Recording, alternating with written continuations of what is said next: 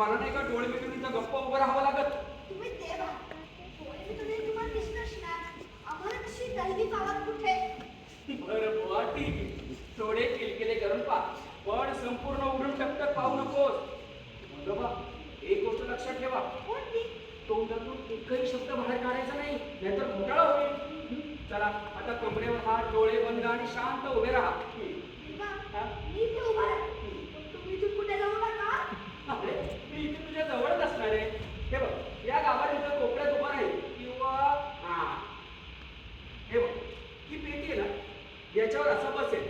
तसाही 28 युग उभा राहून राहून अगदी कंटाळा आला. बसा बसा, नाहीतर झोपा थोडा. पण मला सोडून तुम्ही कुठे जाऊ नका.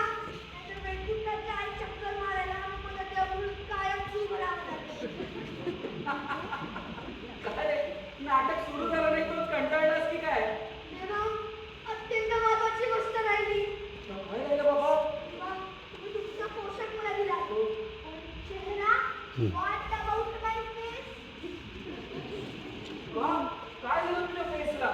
डोळे, कान, नाक सगळं जागच्या जागी चिकटलेले. तसं नाही होत देवा. मग हा कोण नळा विठोबा? कोणी मला हातबीत लावला, त्रास दिला आणि मी ओळखलो गेलो तर देवा, भक्त मंडळी ओळखतील मला. त्याची मुळीच काळजी करू नको. तुझ्या आणि माझ्या चेहऱ्यात बरचसं साम्य आहे. काय? ठीक आहे, तू बोलतो की काय? बाबा, अहो एक गोष्ट विसरला. कोणती? कमरेवर हात काढायचे नाही. ती सर्व सगळं नाही करायचं. आणि दुसरी गोष्ट म्हणजे तुझ्या चेहऱ्याकडे कोणी बघणारच नाही. अरे देवाकडे कोणाचंच लक्ष नसतं. सगळ्यांचं लक्ष देवापुढे येणाऱ्या वस्तूंवर असतं.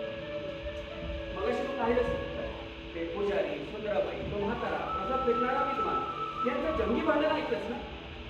सगळ्यांना फक्त प्रसादाचं महत्व. देवाकडे बघायला इथं वेळ आहे तरी कोणाला?